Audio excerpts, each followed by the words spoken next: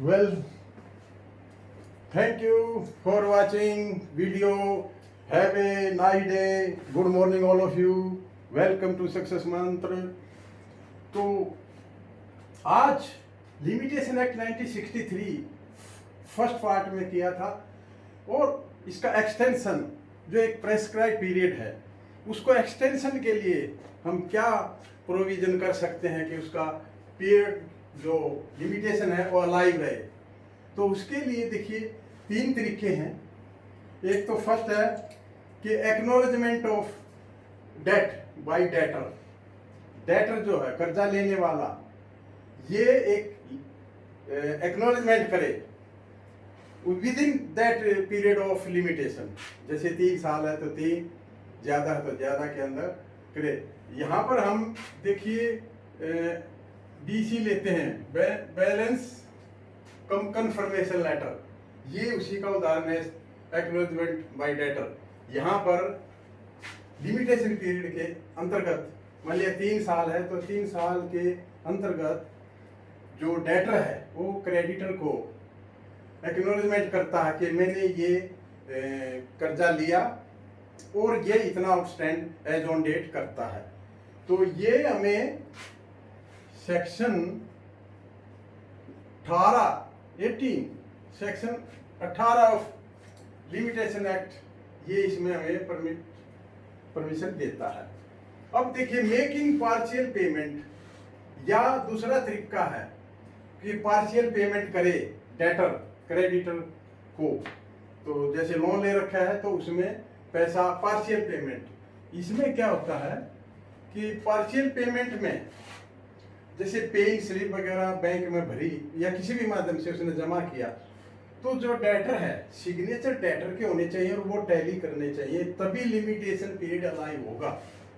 अगर उसने partial payment की और सिग्नेचर किसी और के हैं और सिग्नेचर या टैली होते नहीं हैं तो ये लिमिटेशन अलाइव नहीं रहेगा। तो यहाँ पर ध्यान देना है, जब भी कोई पार्शियल पेमेंट करे डेटर तो उसके सिग्नेचर टैली होने चाहिए। ये बैंकर को वहाँ पर टैली कर लेना चाहिए और पीरियड उसी डेट से 3 साल है तो 3, 12 ईयर है तो 12 ईयर एक्सटेंड कर जाएगा। सॉरी, तीसरा रीजन है ये हमें सेक्शन 19 अलाउ करता है कि कोई पार्शियल पेमेंट अगर कोई करता है तो उस केस में लिमिटेशन अलाइव हो जाता है उस डेट से जिस डेट से पार्शियल पेमेंट की है। पार्शियल पेमेंट मीन्स पेमेंट का कुछ हिस्सा जो दिया है। तो ये 2 तरीके। तीसरा है एन एग्रीमेंट। तीसरा सपोज ये तरीका एक्नॉलेजमेंट ये नहीं है, पार्शियल पेमेंट भी नहीं है, तो एक एग्रीमेंट इन राइटिंग डेटर दे सकता है और उसमें वो ये बताएगा कि ये कर्जा मैंने लिया था और एज ऑन डेट इतना आउटस्टैंड करता है। तो एन एडमिशन ये यहाँ मानता है that the debt is both owed and outstanding, लिया है और ये इतना आउटस्टैंड करता है। इसमें एक और सावधानी बैंकर को चाहिए कि अगर कुछ amount an advance plus an advance amount can be given by the lender for consideration amount, consideration के लिए कोई अमाउंट उसको, जैसे CC अकाउंट है उसमें 10-5 हज़ार और एडवांस दे दिया जाए तो वो डिस्प्यूट का कारण नहीं रहेगा कभी भी किसी किस्म से कि वो प्रूव नहीं कर पाएगा कि मैंने ये राइटिंग में नहीं दिया था। तो ये देयर आर 3 रीजंस जिससे लिमिटेशन अलाइव रह जाती है। हाँ, एक चीज और बहुत इंपॉर्टेंट है, अगर लिमिटेशन एक्सपायर हो जाए तो क्या कर सकते हैं। देखिए एक्सपायर होने के बाद सूट फाइल से कोई भी लेंडर जो ऋणदाता देता है जो लोन वगैरह वो रिकवरी नहीं कर सकता। हाँ, लेकिन उसका राइट लैप्स नहीं होता, राइट बना रहता है। जैसे बैंकर के केस में राइट ऑफ सेटअप है।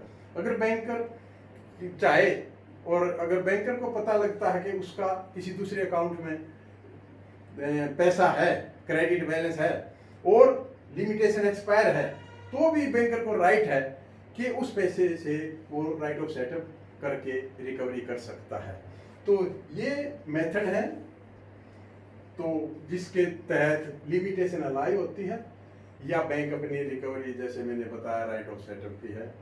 तो मेरा कहने का मतलब ये है कि कोर्ट के लिमिटेशन अगर एक्सपायर होगी तो कोर्ट के थ्रू रिकवरी नहीं हो सकती, लेकिन उस बैंकर का right of setup remains alive रहता है। तो have a nice day, thank you.